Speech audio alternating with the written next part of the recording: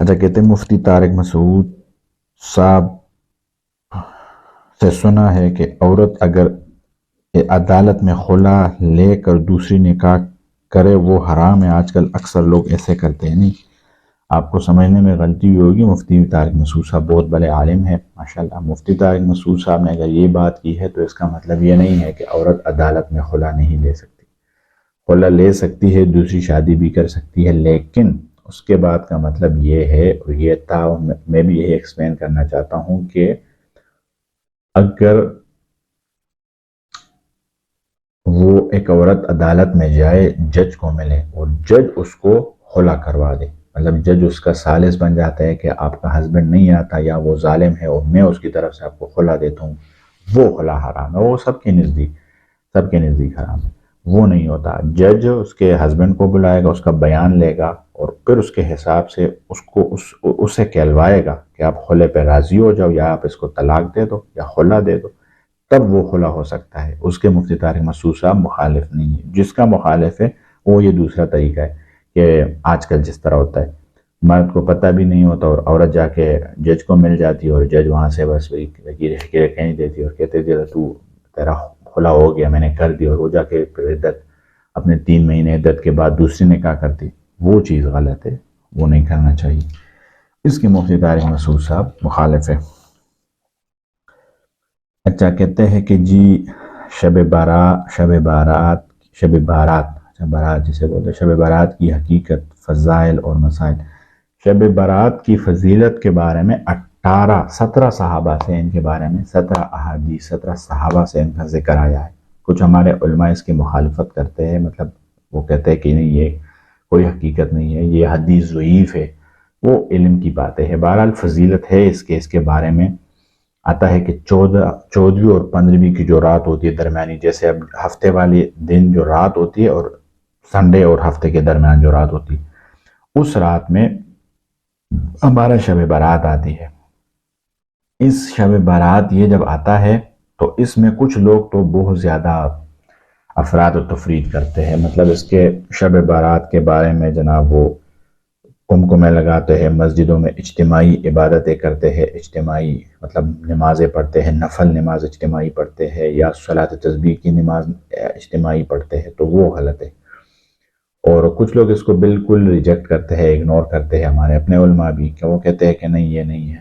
دونوں کا معتدل راستہ یہ ہے کہ بندہ نارملی عشاء کی نماز پڑھتا ہے تو اس دن کچھ 4-5 رکعت 10 رکعت نفل پڑھ لے، ساتھ تہجد کے لیے کوشش کر لے، نماز کے بعد تھوڑی سی تلاوت کر لے۔ اگر وہ تہجد پڑھتا ہے، نماز بھی پابندی سے پڑھتے تو تھوڑی سی تلاوت کرے، تھوڑا سا زیادہ کر لے، صلاۃ تسبیح نفل پڑھ لے اکیلا، جماعت میں نہیں، اور کچھ صدقہ کر لے، کچھ خیرات۔ لازمی نہیں اور لازم بھی نہیں پکڑنا ہے، لازم نہیں پکڑنا ہے اس کو، لیکن کر لے کہ یار ایک شب بارات ہے، اور اس طرح۔ اور اس کے بارے میں حضرت علی رضی اللہ عنہ سے ایک حدیث ابن ماجہ شریف میں ہے کہ جب یہ رات 15ویں کی جب رات آتی ہے، 14ویں کی رات آتی ہے، تو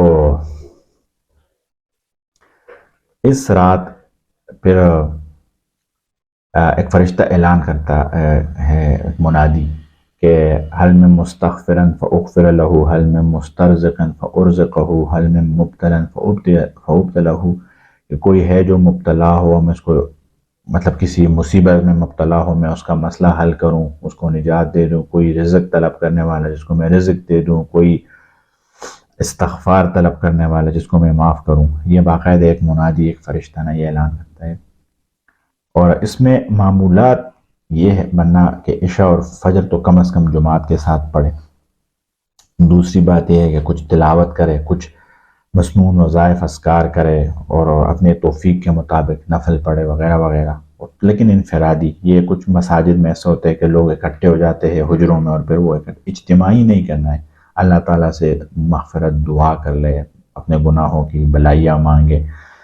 قبرستان میں جاتے ہیں کچھ لوگ، تو قبرستان جانا لازم نہیں ہے، اور اگر یہ بھی لازمی نہ بنائے اور ایسا چلا جائے تو کوئی مسئلہ نہیں ہے، باقی لازمی نہیں وہ کرنا ہے۔ اس میں محروم کون سے لوگ ہوتے ہیں، مطلب اس میں جو اللہ تعالیٰ کی مغفرت سے محروم، اللہ تعالیٰ کی رحمت سے محروم، تو ایک حدیث میں اس میں 6 بندے آتے ہیں، مشرک جو شرک اللہ کے ساتھ شریک بناتا ہے. کچھ لوگ درباروں پہ جاتے ہیں، وہ دربار سے دعا کرتے ہیں کہ مطلب بابا جی مجھے بچہ دے دو، بابا جی مجھے شادی کرواؤ. یہ اللہ کے ساتھ اس نے اس کو شریک کیا، یہ بھی مشرک کی ایک قسم ہے. تو ان لوگوں کی مغفرت نہیں ہوتی، یہ محروم ہوتے ہیں. کینہ رکھنے والا، کینہ رکھنے والا یہ ہوتا ہے کہ کسی مسلمان کو فائدہ دینا ہے، وہ مسلمان کو تکلیف دینا ہے، کسی مسلمان کے فائدے کا سوچنا ہے دل میں، یہ تکلیف کا سوچتا رہتا ہے. کسی مسلمان کو اس کو کسی مصیبت میں مبتلا کرنے کے سوچتا ہے. اس طرح جب چیزیں یہ سوچتا رہتا ہے نا، وہ کینہ ہوتا ہے. تو یہ اس بندے کی نہیں ہوتی مغفرت. قطع رحمی، لوگ سختی کرتا ہے لوگوں کے ساتھ، مطلب وہ نرمی نہیں کرتا، صلہ رحمی نہیں کرتا. ازار، شلوار، تہبند، پینٹ پاجامہ جو ہم پہنتے ہیں یہ ٹخنوں سے نیچے ہو مرد کا، تو اس میں بھی اللہ تعالیٰ کی وہ رحمت سے دور ہوتا ہے. ماں باپ کا نافرمان اور شراب کے عادی جو ہے، اگر یہ توبہ کریں گے تو پھر یہ بہقی شریف میں ایک حدیث ہے، مسند احمد میں ایک حدیث آیا ہے جس میں صرف 2 بندے ہیں، کینہ ور اور ناحق قتل کرنے والا.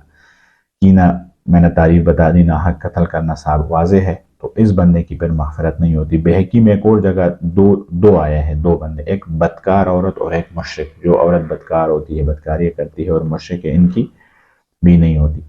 بہرحال دعا کرے، اور صبح جو دن ہوتا ہے اس میں روزہ رکھے، رات میں عبادت کرے، تو انشاءاللہ بہت فضیلت کے ہے، اس میں بڑے فضائل آئے ہیں.